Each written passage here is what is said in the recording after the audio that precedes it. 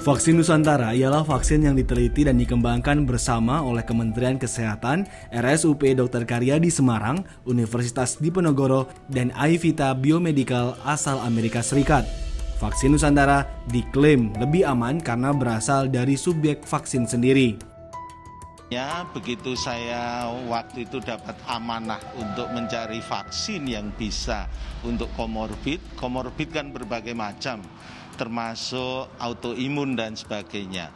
Tentunya konsep generalize harus dirubah menjadi konsep personality, individual vaccination.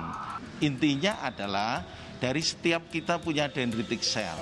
Tinggal dikenalkan pada antigen COVID-19 sehingga akan menjadi punya memori dendritik itu terhadap COVID-19.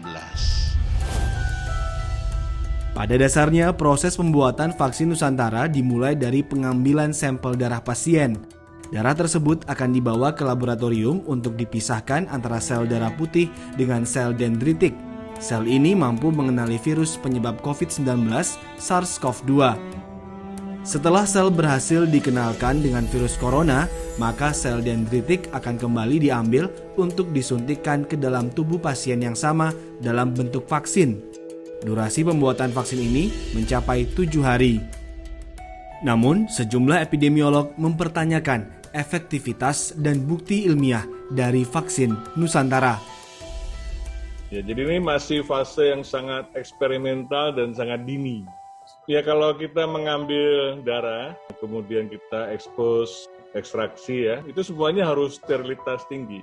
Betul-betul biosecurity-nya betul-betul terjamin. Apakah lab-nya itu sudah memenuhi persyaratan? Karena kalau terkontaminasi, itu akan membahayakan orang. Jadi secara logika sederhana saja, proses pembuatan ini tidak tepat untuk mengatasi pandemi yang kita butuh vaksin yang sangat massal. Lihat logika seperti itu sebaiknya ya tidak dilanjutkan.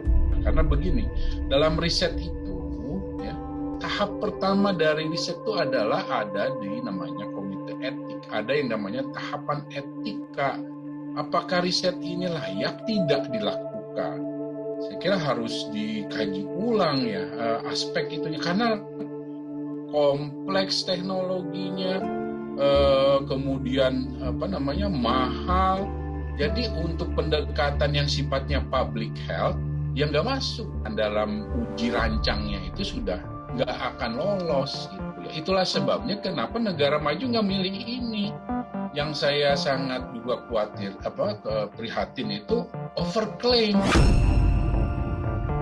Sering diangkat-angkat, oh ini ide orisinal bangsa Indonesia dan sebagainya.